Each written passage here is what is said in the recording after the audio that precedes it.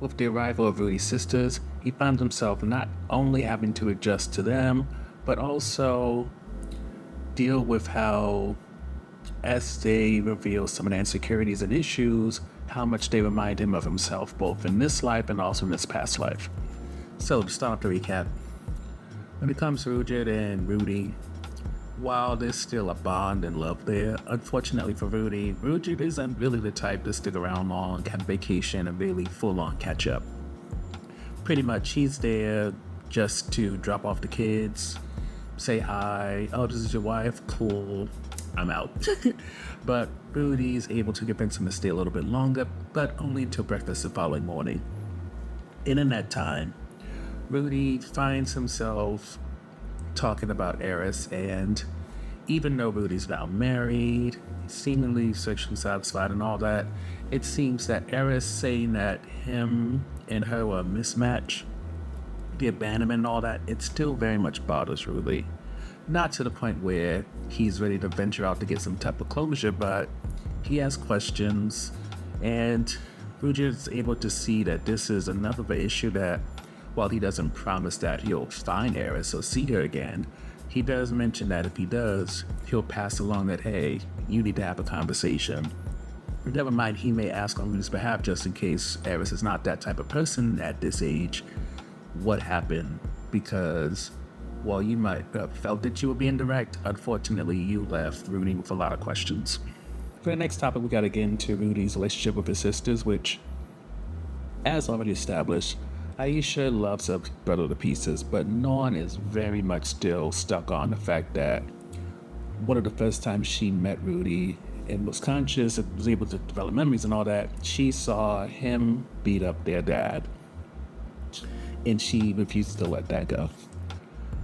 But what's different this time is that they're all living together as a family, and while Aisha is very pro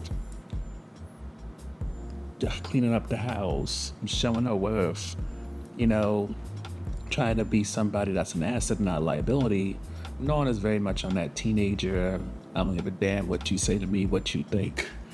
This may not be my house, but I'm gonna act like you're the guest. And Rudy's trying his best, even though he doesn't really have much experience from what we saw in his past life with having good sibling relationships, he's trying to develop them, so he focuses first on making sure that both of his sisters potentially go to school. Aisha's a straight A student, but she'd rather do domestic work. And then when it comes to Norn, she's not a great student, but at the same time, anything to get away from her brother, and maybe even Aisha a bit, she's not against it. So both take their entrance exams. Aisha passed with flying colors, and based off of what Rudy said, she thought, hey, I show you I could do this, I don't want to do this, let me just clean the house, be domestic, I like to be like my mom. Norn gets below average grades, but being that she wants to live in the dorms, get away and everything, Rudy calculates what's the best way to handle this.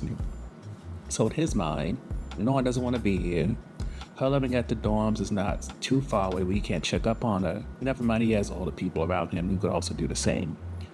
Aisha, though, she's not necessarily fond of the idea, and she feels that there's some favoritism going on, mainly because Rudy's hemming and hawing about the idea of her not going to school. But with Norn wanting to go to the dorms and everything, he's so excited, and she wonders if this because they're half siblings instead of full siblings like Rudy and Norn are. He clears that up very quickly and makes it absolutely clear that he doesn't play that whole half nonsense. You're his sister, he loves you, but at the same time, he wants everybody to be happy, and if Norn would be happier being at the dorms, and it'll make the house more peaceful, he's all for it. So he tells Norn to clean, be nice, and check in every 10 days, even though, of course, he sees her around school.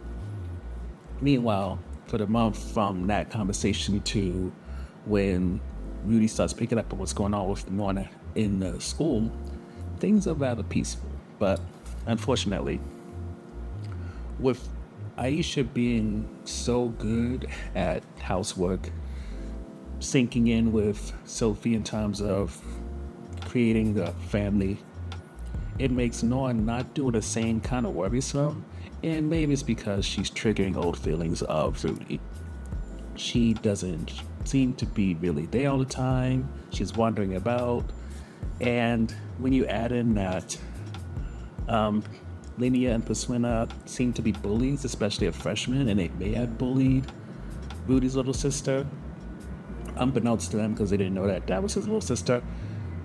You can see the worry is increasing. And granted, he has bigger things to worry about at sometimes because Linnea and Perswina decide to steal all the girls' underwear and try to give them to Rudy so he can chip her up a little bit, but that's a whole different issue. One that got Ariel involved and got Sophie very worried, but it got shut down once Linnea and Perswina got all the blame and they took it. But with the episode ending with Norn being not in a fetal position, but definitely closed off and kind of giving you vibes that she might be like Rudy was before he died the first time, it does push you to wonder if this is going to be another situation similar to Nanahashi where Rudy sees somebody who was going on that road he went on before and he has to try to steer them away from the darkness that he was once consumed by. So the first highlight this is just a tease of maybe Eris being in the future, and granted, there's been teases of maybe Xena popping up. Her name has been uttered, but who knows, she may show up. Even though we do see her in the intro, so there's always a better chance, but at the same time, seeing Eris wouldn't be the worst thing either, unless we forget, Cliff is somebody who also knows Eris.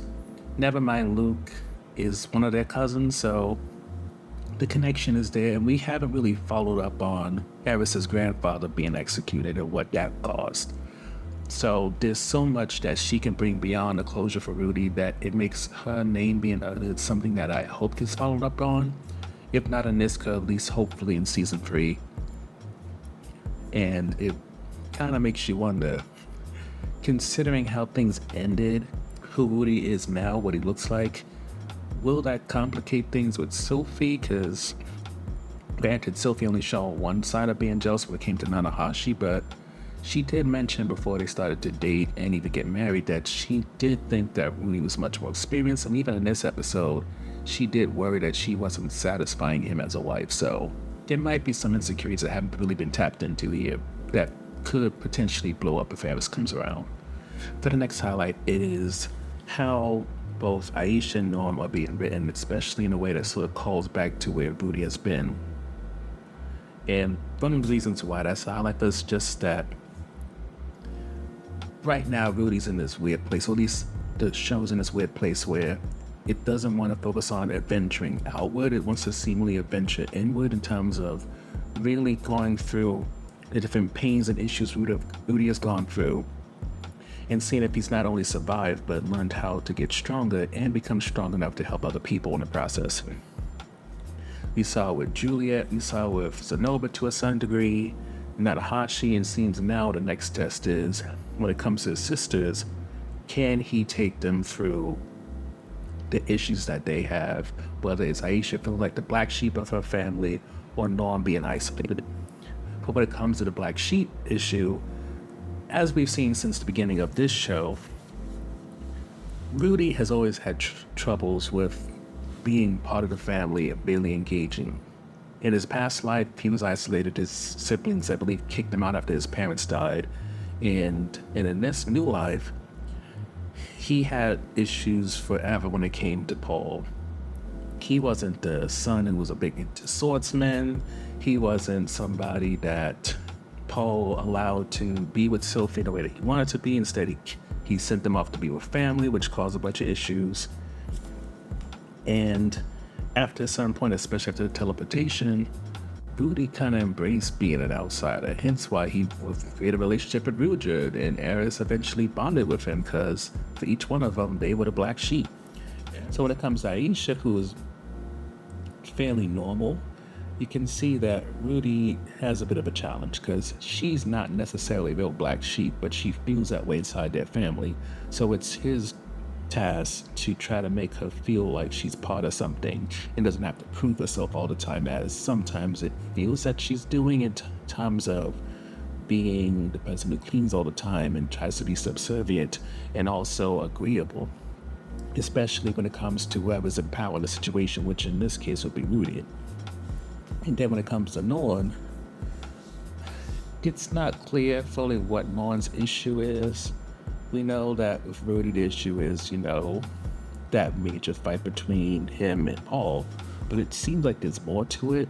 And a part of me kind of wonders if she maybe doesn't necessarily have some type of power, but maybe she can see in Rudy's eyes, can see that sort of pain and distance that a lot of people don't catch on. And with that, she sees a bit of herself and it kind of repulses her. And maybe that's why, at best, there's a subtle level of difference between them, and that was she really tries to push him away because she doesn't want to see that they have more in common than just having the same parents. Overall, when it comes to this episode of Jobless Reincarnation, between the mention of Eris and seeing how Norn and Aisha can be part of the next phase of Rudy being challenged both mentally and emotionally, while there will always be a desire to see him venture out, especially as we get more and more names of places that we haven't seen Rudy go to, there is an appreciation for how far he's come, and also how the show isn't just about spreading itself thin in terms of having us go here, there, and every other way without knowing much of the characters, but instead taking an adventure inside to what the characters feel, what they go for, in order to really show us a more complicated adventure than just showing us exotic places with dragons and fights and everything we're used to seeing within a fantasy genre.